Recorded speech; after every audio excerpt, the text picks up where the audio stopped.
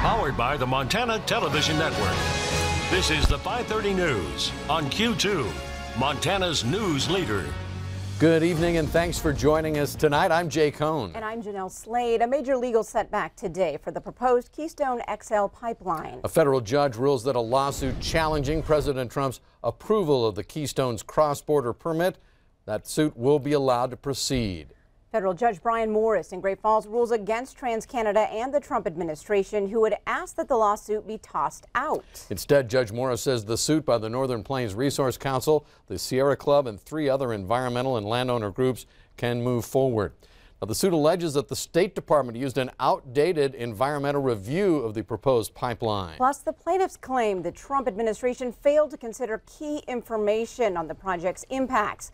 Glendive area rancher Dina Hoff, one of the main plaintiffs in that suit, says the ruling reinforces that even the president isn't above the law.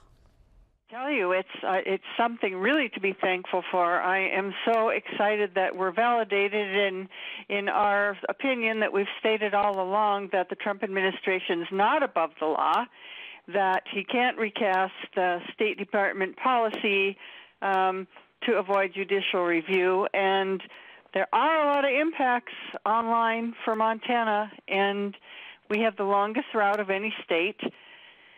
And if you TransCanada and the Trump administration argued that the federal government was not required to comply with the National Environmental Policy Act or the Endangered Species Act, 2 of the country's bedrock environmental laws. In today's ruling, the court also rejected the administration's argument that presidential authority bars judicial review of the approvals.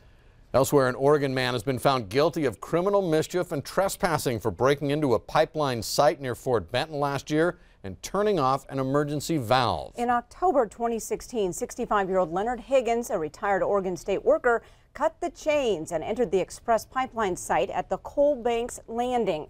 Now, Higgins took the stand and admitted to trespassing, but argued that the damage did not amount to $1,500. Not only did Higgins admit to the action, he and others called the company to alert them, and a supporter filmed and live streamed the protest. Higgins' action was part of a coordinated effort that simultaneously shut off tar sands pipelines in 4 states, temporarily halting all flow into the U.S. of tar sands oil. Now, that trespassing charge is a misdemeanor, but the charge of criminal mischief is a felony. The conviction carries a maximum sentence of 10 years in jail and fines up to $50,000. Higgins is set to be sentenced in early January. The man who died Tuesday night at the Knife River industrial site in West Billings was a 28-year-old from Laurel. Yellowstone County Sheriff Mike Linder says 28-year-old Justin Correa died while working on a truck. According to a Knife River spokesman in Bismarck, Correa was changing a wiper blade and somehow fell between the truck's bumper and the tire. An autopsy determined the preliminary cause of death was asphyxia. OSHA, the Occupational Safety and Health Administration, has requested copies of the investigation. Sheriff Linder says that likely means the agency will open its own investigation. Sheriff Linder said investigators have found no evidence of foul play. A medical examiner is awaiting toxicology results to determine if any other factors were involved. Montana's 2018 election less than a year away next November, but as MTN's Mike Dennison reports, the people who do politics in Montana are already gearing up for some epic battles on the election field. When you ask party officials in Montana about their top priority for 2018, the answer comes as no surprise. Our top priority is re-electing Senator Jon Tester. Obviously, the Tester Senate race is a key target for us. Democrat Tester is running for re-election to a 3rd term in the U.S. Senate, and so far as many as 6 Republicans are vying for the nomination to take him on. National Republicans also are targeting Tester, as a Democrat in a state won big last year by President Trump. That means big money will be spent. But Montana State political science professor David Parker says a lot depends on the Republican opponent and whether they keep it competitive. It's definitely a top 10 race in the country. I don't think it's a top 3 race. Whether or not it's going to be a $50–60 million race like it was in 2012, I'm not too confident yet that that's going to be the case. The Tester race is the main event in next year's Montana elections. But there's also the re-election race of newly minted Republican Congressman Greg Gianforte, a pair of Supreme Court races, and 125 legislative contests. Already, 6 Democrats are competing to challenge Gianforte. Gianforte is damaged, and we're going to take him out this time. I'm convinced that we can. We're going to have a strong candidate coming out of the primary, and we're going after him. Yet Parker says Gianforte is still the favorite in a state where Democrats haven't won this seat since 1994, unless... I think Gianforte gets into trouble if there's a wave election generally in 2018. And the midterm right now is shaping up to potentially be a wave-type election where Democrats could do quite well. That wave, of course, depends a lot on the popularity of President Trump. Montana Republicans see Trump as a plus and say they're happy to embrace the president. Trump won by 20 points here. And we get calls every day. What are you doing to support the president? Democrats, however, say Trump is energizing their forces as well. We have more enthusiasm now, Mike, than I've seen in a very long time. So I think people are realizing that politics are not a spectator sport, and they are getting involved, and they're going to be there voting in this mid-cycle. But the 2018 election also will turn on what candidates stand for. And State Republican Party Chair Deborah Lamb points to the GOP message of higher-paying jobs, lower taxes, and less regulation. The message, I think, is the right message at the right time in Montana. As we've seen over the last few years, we now have 5 out of the 7 statewide and national elected candidates. Those are all Republicans. Can Democrats stem that tide in Montana in 2018? That's one of the key stories to watch this coming election year. Tomorrow, we'll take a closer look at the money so far in the big tester race. Reporting from Helena, Mike Dennison. Thanks, Mike. Now, Montana candidates will not start filing for their races until January.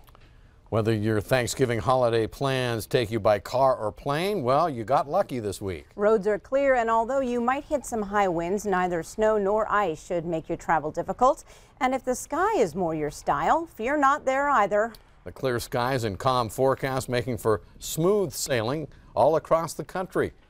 Our chief forecaster Bob McGuire will share more details on your Thanksgiving forecast a bit later in weather tonight. Well, volunteers at the Montana Rescue Mission are busy tonight prepping for Thanksgiving dinner. The annual meal will be served in the Rescue Mission's men's shelter down at 2822 Minnesota Avenue. The public chapel service begins at noon tomorrow. Dinner follows from 1 till 3 p.m. Mission volunteers will also deliver Thanksgiving dinners to homebound folks who request them. Now, requests can still be made by contacting 259-3800, 259-3800. Those at the Montana Rescue Mission tell us the day is very special and they're grateful for the community's help. For us, the biggest thing is just, again, to say thank you to the whole community.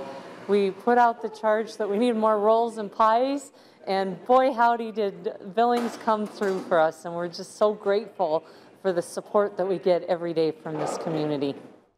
So as many of us prepare to spend hours in the kitchen today and tomorrow, the State Health Department, the folks in Helena, want to make sure that your Thanksgiving meal does not leave you with a bad taste in your mouth. We spoke with experts to compile some food safety tips. Turns out the biggest mistake people make is letting a turkey thaw on the counter.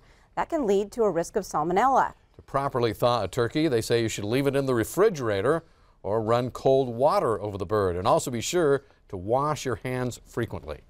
Everyone gets caught up on everything else. They're thinking about their Christmas shopping. They're thinking about, the in-laws are coming in today. And I think it's really easy for something idle like a turkey sitting out on a counter to get forgotten about. And experts also suggest to get your leftovers into the refrigerator as soon as possible. And if you have to question whether the leftovers have been out too long, just throw them out to be safe. Throw them out. Well, a lot of folks choose to fry their turkey each year.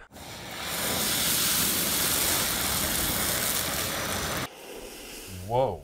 The Great Falls Fire Department conducting this demonstration this week to help people realize the dangers that can come with the turkey frying process. As you see, within seconds, that turkey was fully engulfed and caused an explosion. Captain Nolan Egan says many people just don't realize that putting a frozen turkey into a fryer is like adding water to a grease fire. Make sure your turkey is fully thawed and do not fry a turkey near a building. Good tips. A little barbecue turkey, yeah. Sure, perhaps. Still ahead on tonight's 5:30 News, a Montana-made Marvel stopped off here in Billings today en route to Washington, D.C. And later in sports, Scott checks in with Dave Dickinson, coaching him in his second straight Grey Cup on Sunday. And coming up in weather, we started with snow yesterday. Now today we've actually warmed up a little bit and actually got up to 61 degrees. We're going to get even warmer tomorrow. We'll tell you all about it coming up in a few more minutes. You're watching MTN News with Jay Cohn and Jeanelle Slade. Storm Tracker weather with Bob McGuire and sports with Scott Green.